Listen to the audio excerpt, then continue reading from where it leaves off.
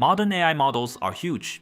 These models power large language models, coding agents, image and video generation systems, and protein structure predictors.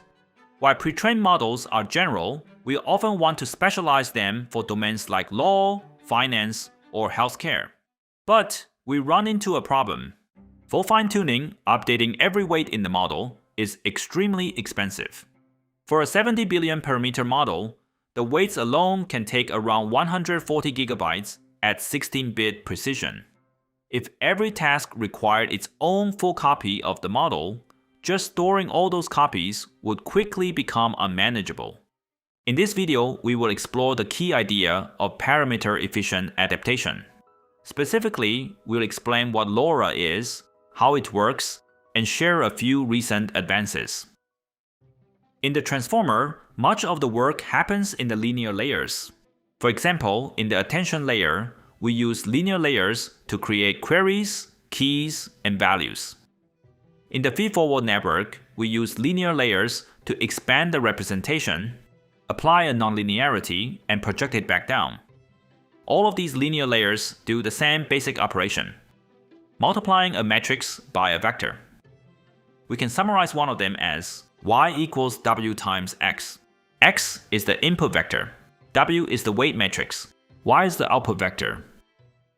Now, instead of directly fine-tuning all the individual weights, we freeze the original pre-trained weight matrix and add a new trainable matrix called delta w. The delta w captures the change we want to add to the original weight. We can think of delta w as a task-specific correction. After fine-tuning on new data, we can merge the trained delta w with the original pre-trained weight w0. Merging the weights ensures that, during inference, the model runs just as fast as the original pre-trained version. This is possible because w0 plus delta w can be pre-computed as a single ordinary weight matrix after training. But this still does not solve the core problem. We are still training a huge weight matrix. The key idea is to assume that this correction matrix, delta w, has a low-rank structure. The task may require moving the model only in a small number of important directions. Here is an example. We have a 6x6 weight matrix. There are a total of 36 numbers. But if we look closely, we see that the column vectors are redundant. Except for the first two column vectors, C1 and C2, every other column is a linear combination of them. This redundancy allows us to decompose the full matrix into a simpler form. On the left, we have a 6x2 matrix containing the first two column vectors. On the right, we see a 2x6 matrix. Each column in this smaller matrix contains the coefficients needed to reconstruct one column of the original matrix from the first two basis columns. The number 2 here is called rank. Rank measures how many independent directions a matrix really contains. Let's apply this low-rank idea to the matrix update. Instead of learning one big delta W directly, we learn two smaller matrices, A and B. B is tall and skinny. A is short and wide. This trick is called low-rank adaptation, or LoRA. By decomposing delta W into these two low-rank matrices, we substantially reduce the number of trainable parameters. In practice, LoRA typically scales the update by a factor that controls the adapter's strength relative to the frozen model. This factor is alpha divided by the rank R. Dividing by the rank keeps the size of the update roughly stable as we change the rank, so we don't have to retune the learning rate each time we pick a new rank. Given an input vector x, the output vector y consists of two components. The first part is just the original output before adaptation. The second part is the learned correction. But what does this low-dimensional correction actually mean? Let's break the matrices A and B into row and column vectors. Now we can rewrite the matrix B times A as a sum of vector outer products. This expression offers an interesting interpretation. We can treat the row vectors A1 and A2 as keys, and the column vectors B1 and B2 as values. The dot product between a key and the input vector x measures how strongly x aligns with that key. So the key vector A behaves like a feature detector. The column vector B specifies what correction to add if that detector activates. For example, if we fine-tune a general-purpose model on medical literature, key vector A1 might detect heart disease questions, while value vector B1 adds cardiology expertise. The key vector A2 may detect diabetes questions, and the value vector B2 may add diabetes expertise. This gives us a useful interpretation. LoRa behaves like a form of local associative memory. It's considered local because if the input vector x isn't relevant to the specific domain, the similarity scores tend to remain small, and the adapter introduces little or no correction. The base model keeps its general knowledge, and LoRa adds a compact task-specific memory bank. This property also makes LoRa practical. For different tasks, we can keep the same frozen backbone and swap in different adapters. We can even compose multiple LoRa adapters and adjust their relative contributions. Now that we know what LoRa learns, the next question is how to start training it safely. A natural choice is to initialize the weight matrices with random values sampled from a Gaussian distribution. However, if both matrices B and A are initialized randomly, the output correction delta y will generally not be 0 at the start of training. This is undesirable because it means the adapter is already modifying the model's outputs before training has even begun, which can hurt stability and interfere with the pre-trained model's knowledge. Therefore, we want the adapter to introduce no change initially, so that any corrections it learns are entirely due to fine-tuning rather than random initialization. Setting both matrices B and A to start at 0 does the job. The initial output correction becomes 0 no matter what the input vector is. But if both B and A start at 0, then during backpropagation, there is no learning signal. The adapter is dead on arrival. So one matrix should start random, and the other should start at 0. This gives us two possible choices. We can start with a random matrix B and a 0 matrix A. At the very first training step, the matrix B receives no gradients, but the matrix A starts learning. After the first step, both B and A can learn without problems. Alternatively, we can start with a 0 matrix B and a random matrix A. This approach also ensures that the initial output correction is 0 for any input vector. At the first step, the matrix A receives no gradients, but the matrix B starts learning. After the first step, both B and A can learn. Both options work. LoRa normally uses random A and 0B.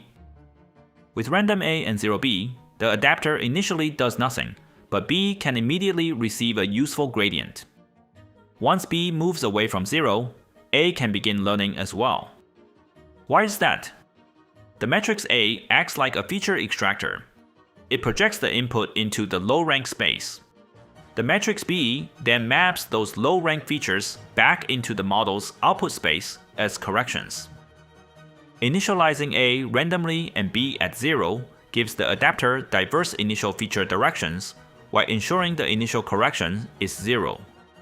By contrast, if A started at 0, the low-rank features would all begin at 0 and only grow slowly, giving B a weaker, less diverse signal early on. Random matrix A provides a rich set of directions from the very first step. Since matrices A and B play different roles, we may want to use different learning rates for them. LoRa Plus assigns a smaller learning rate to matrix A and a larger one to matrix B. The reason is that A and B operate at very different scales. The matrix A maps a wide input down to a few dimensions. The matrix B maps those few dimensions back up to the full output space. With equal learning rates, B tends to be undertrained. Giving B a larger learning rate helps keep both matrices learning at a matched pace. This simple change leads to faster fine-tuning and often better final performance without additional parameters. Although LoRa adapters are compact and easy to train, a major challenge remains: memory usage. Let's walk through an example. Suppose we want to fine-tune a base model with 70 billion parameters. We set the rank R as 64 and adapt all linear layers. In this case, the number of trainable parameters is 587 million.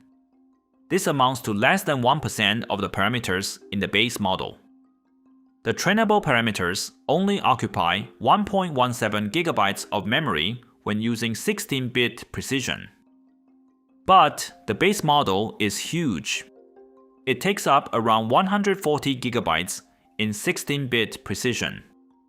The key idea for making fine-tuning more broadly accessible is to compress the frozen base model using quantization. The base weights are stored in low precision, but during computation, they can be dequantized on the fly into a higher precision format used for matrix multiplication. Only the adapter weights stay in full precision and remain trainable. If we can do this, fine-tuning the entire system can fit on a single 48GB GPU. This is called quantized LoRa or QLoRA. Let's see how we quantize the weights. We start with the raw weight values in 16 bits. We identify the maximum absolute value in the group and rescale the values so they fall between -1 and 1. With 4 bits, we only have 16 possible codes. But we want the levels to be symmetric around 0, the most negative and most positive codes mirroring each other. And we also want a code at exactly 0. A symmetric set that straddles 0 this way must have an odd number of codes, yet 4 bits give us an even 16. To ensure symmetry and to ensure 0 can be represented exactly, which is important for neural networks, we use the range between -7 and 7, dropping the extreme code -8. This way, there are equal numbers of positive and negative quantization levels, and 0 is directly encoded. The quantization process snaps each normalized value to the nearest 4-bit level. The frozen base model becomes much smaller, while the LoRa adapter remains trainable in full precision. We get the benefit of a huge pre-trained model, but we only pay training memory for the small adapter. But there is a problem. The network weights are not usually evenly distributed. Most weights are clustered near 0, following a normal distribution. If we choose 16 quantization levels with equal spacing, we waste precision. Many codes end up in regions where weights rarely appear, while the region near 0, where most weights cluster, lacks sufficient resolution. To address this, we use quantile quantization tailored for zero mean normal distributions. This approach places the levels so that each bin holds an equal share of the weights. The bins are narrow where weights are dense, near 0, and wide out in the tails. In other words, we span more levels where the weights actually are. Unlike the uniform grid, where we drop the code to stay symmetric, NF4 keeps all 16 non-uniform levels. But because 16 is even, no level lands exactly on 0, so we build the levels asymmetrically. We create 8 levels from -1 to 0 and 9 levels from 0 to 1. Both halves include a level at 0, so we remove the duplicate. 8 plus 9 minus 1 gives exactly 16 levels. This is called normal float 4, or NF4. NF4 is not just an ordinary 4-bit integer. Its levels are chosen specifically for weights that are approximately normally distributed.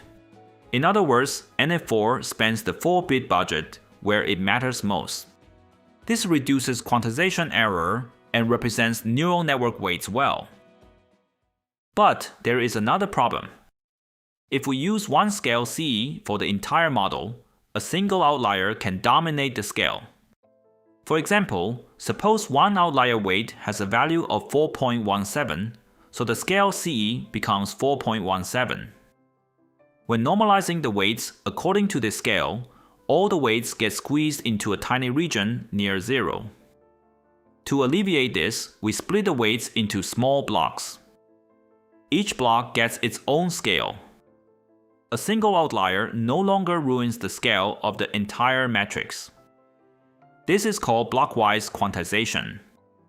But now we have many scale values to store.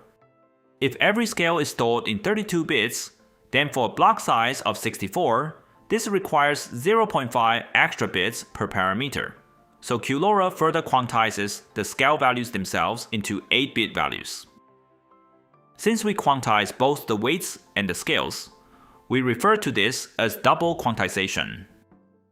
So with blockwise NF4 quantization and double quantization, QLoRA enables fine-tuning of a 70 billion parameter model on a single 48 GB GPU.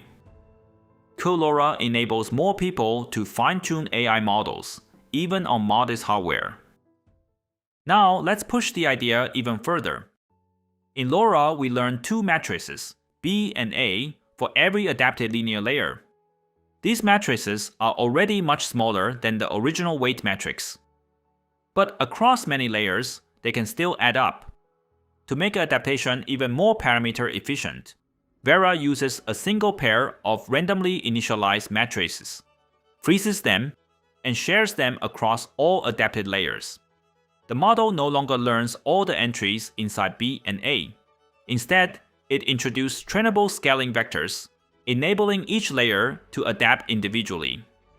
So VeRA shifts the learning problem from learning new directions to learning how strongly to use a shared set of frozen random directions. Each diagonal matrix rescales the shared frozen directions. One acts on the R low-rank directions, the other on the output rows. The scaling vector B starts at 0, so the weights are unchanged at first, while D starts from a small tunable constant value. VeRA produces weight updates with this equation. With VeRA, the number of trainable parameters becomes much smaller. For example, suppose the input dimension is 4096 and the LoRa rank is 64. Suppose we add adapters across 80 layers. Standard LoRa trains the matrices A and B for each layer. That is roughly 42 million trainable parameters. In contrast, VeRA only trains the scaling vectors. That is roughly 333,000 trainable parameters. In this example, VeRA uses about 126 times fewer trainable parameters. Instead of directly learning the low-rank directions, VeRA reuses a fixed set of random directions and learns how strongly to use each one. But there is one more limitation. LoRa adds a low-rank correction to the weight matrix. Here is a 2D illustration. This is the frozen pretrained weight W0. We add the correction weight delta W and form the new weight W prime. This correction can change both the direction of a weight vector and its length. But the two effects are tied together. In this case, the new weight W prime results from slightly adjusting the direction and increasing the length. However, LoRa couples changes in direction and magnitude, so it cannot control them separately. So the key idea is to learn to correct the direction and flexibly update the magnitude separately. With this intuition in mind, let's make the idea more concrete. Since each row in the weight matrix corresponds to one output neuron, we decompose each row into its direction and magnitude. For each row, we compute its norm, M1, M2, and so on. This means the pretrained weight matrix W0 can be written as the product of a diagonal matrix of magnitudes and a matrix of unit directions. The diagonal matrix contains the per row norms, and W hat contains the normalized direction vectors for each row. This decomposition is powerful because it allows LoRa-style updates to concentrate on updating the directions, while still enabling flexible adjustments to the magnitudes. By learning separate magnitude parameters, the adapter gains an additional degree of flexibility. The LoRa-style update then handles the direction. This is called weight-decomposed low-rank adaptation, or DoRA. This added flexibility lets DoRA behave more like full fine-tuning, while still using very few additional parameters. This matters because full fine-tuning tends to change a weight's magnitude and direction fairly independently, while LoRa's coupled update changes them together. And decoupling them is exactly what closes the gap. Of course, there are some trade-offs. First, while inference speed remains the same, the weight decomposition slows training. Second, unlike LoRa, DoRA does not support the same simple linear composition of multiple task adapters, because the normalization step makes the update nonlinear. Nevertheless, DoRA's strong performance has attracted significant attention from the community. It's incredible that a tiny, well-designed adapter can steer a massive pre-trained model in powerful new directions. Thanks for watching, and I'll see you next time.